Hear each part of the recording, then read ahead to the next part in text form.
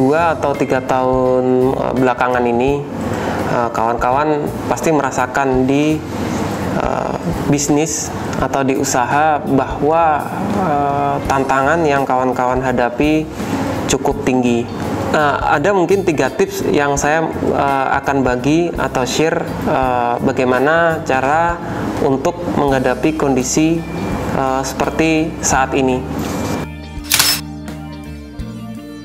Untuk mendapatkan materi lainnya, jangan lupa like, subscribe, dan klik tombol lonceng di TDA TV.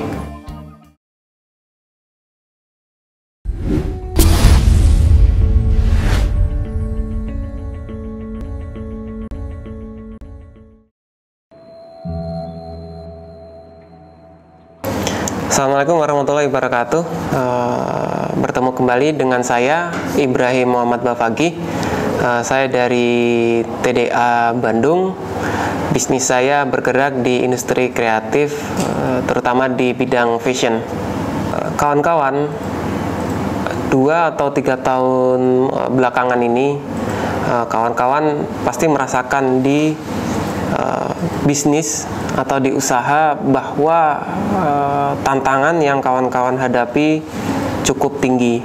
Mungkin kawan-kawan akan merasakan ada penurunan permintaan, ada juga yang merasakan dengan yang kawan-kawan yang berhubungan tentang biaya-biaya atau harga-harga yang naik.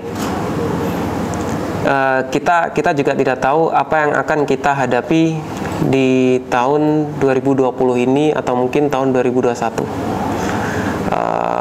Optimisme cukup kawan-kawan perlukan atau lakukan, tapi kawan-kawan pun juga harus siap dengan fakta yang ada di lapangan, dan kawan-kawan juga harus siap.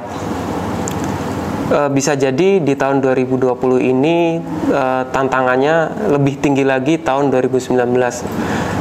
Mungkin ada yang dari survei-survei yang dari perusahaan terkemuka menunjukkan 2020 tantangannya juga cukup tinggi.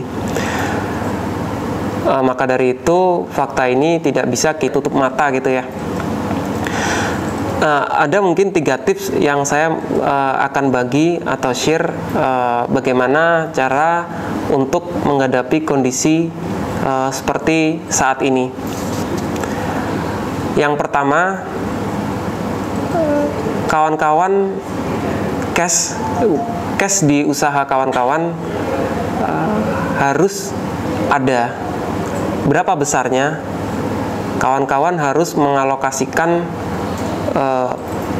ketika usaha kawan-kawan itu berhenti, cash tersebut sanggup untuk membiayai selama 6 sampai dengan 8 bulan. Kenapa bisa saya sampaikan demikian? Karena dengan kondisi yang tidak terduga, kawan-kawan masih punya nafas yang cukup untuk bermanuver atau berpikir ulang. Itu yang pertama. Kemudian yang kedua, sudah tidak zamannya lagi product driven atau kita memiliki produk dan kita memasarkan. Sekarang eranya market driven atau kita berorientasi ke pasar.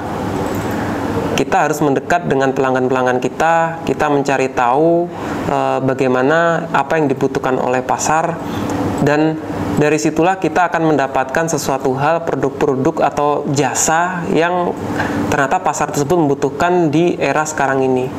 Kawan-kawan tidak perlu takut untuk melakukan perubahan. Itu yang kedua. Kemudian yang ketiga, kawan-kawan perlu cerdas mengatur keuangan atau cash flow. Apa yang kawan-kawan perlu lakukan? Kawan-kawan pertama, untuk pengeluaran biaya, kawan-kawan perlu prioritaskan. Ketika ada sebuah aktivitas yang memang mengeluarkan biaya, kawan-kawan pertimbangkan apakah ini memberikan impact ke penjualan cukup tinggi, ataukah ini sebenarnya kalau misalkan dihilangi dari aktivitas dia tidak berpengaruh.